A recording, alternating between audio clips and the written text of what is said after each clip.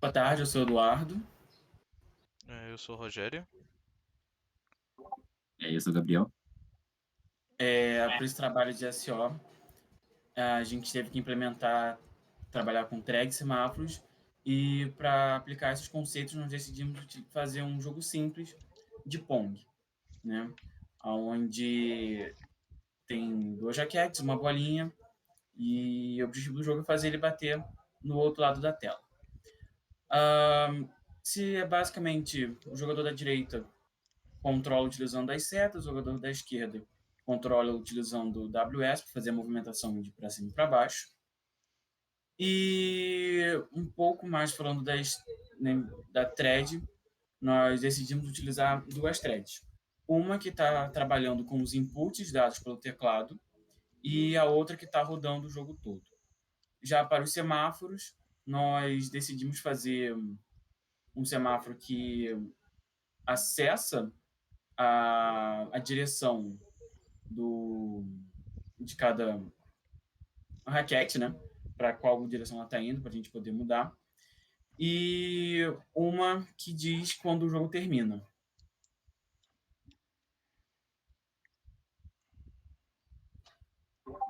Bem, então eu vou falar um pouco aqui do código.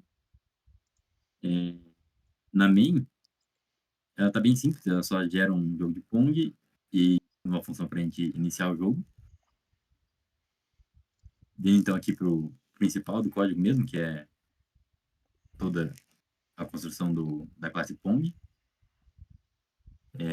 Ela tem algumas funções, por exemplo, para atualizar as posições, tanto da raquete quanto da bolinha, e para checar as colisões da bolinha com a parede, as raquetes e o gol, que seria tipo a vitória, assim, quando chega no campo inimigo. E também tem as funções relacionadas com a parte da interface. E uma função que seria a função que daria origem à thread aqui, essa é a que vai ficar rodando na thread secundária, para lidar com os inputs do player. E aqui é construtor, a função para jogar, e o destrutor, né? Bem, então aqui o que o Eduardo falou um pouco mais, por exemplo, essa seria a thread do input.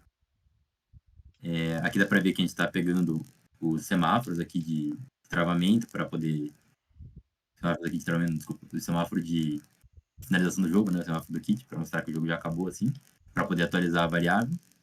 E aqui também para checar a variável, para a gente saber quando o jogo já acabou e tudo mais. E aqui é a parte dos inputs. A gente está usando essa biblioteca SDL, essa SDL aqui para fazer os inputs e para a interface. Bem, aí a gente só checa os inputs do player, e aí, novamente, a gente sempre pega o semáforo para poder atualizar as variáveis da direção. Então, a gente atualiza as direções das raquetes, e caso o player não der no input, a gente atualiza também para zero, no caso da direção.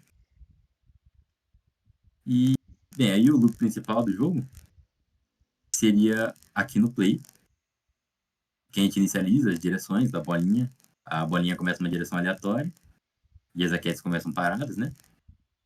A gente cria a thread para cuidar do input, que eu tinha acabado de explicar. E essa parte é uma limitação, a gente está limitando o FPS do jogo para não ter uma variação entre, dependendo do computador que estiver rodando, a bolinha não dá mais rápido, mais lento. Então a gente limita aqui no caso para 60 FPS. E aí é basicamente isso, ele fica rodando. Em cada loop ele checa se o jogo já fechou, também com todo o esquema de semáforos, para não ocorrer nenhuma race condition, né? Para lidar com as race conditions, na verdade. E aí, em cada loop de execução, ele vai atualizar as posições, baseado nas direções, né? Essas funções estão lá em cima, que elas também pegam o semáforo para atualizar e atualizam as posições com base na direção. Aí ele checa as colisões, que tem tudo aqui também. Deixa eu voltar ali embaixo. Aí. Então ele atualiza as posições, checa as colisões e desenha como é que está o frame no momento. E no final de tudo, quando ele sai do loop, quer dizer que o jogo acabou, seja porque o jogador fechou o jogo ou porque alguém ganhou, ele só printa o resultadozinho e finaliza a thread também. Ele força o jogo a fechar, caso tenha fechado por motivo de vitória de um jogador, Então ele avisa para a thread também aqui, usando o kit, que o jogo está fechado e espera a thread terminar sozinho.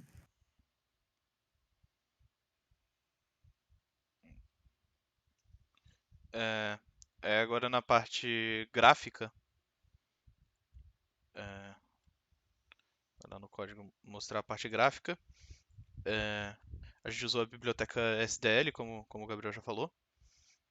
Aí a gente tem essa função Open Window que inicializa a biblioteca e cria uma janela, que é onde a gente vai desenhar, e faz essa janela com um fundo cinza.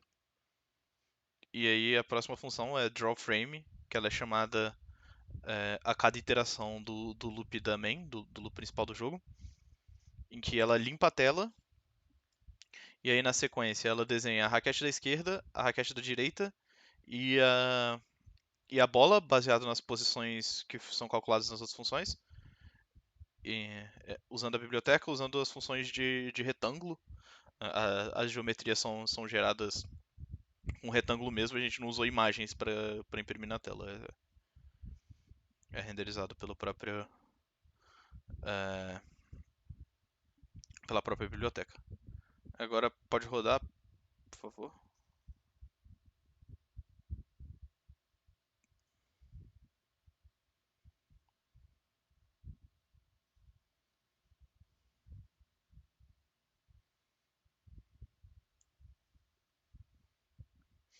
Aí está compilando, a gente tem um makefile para facilitar a compilação.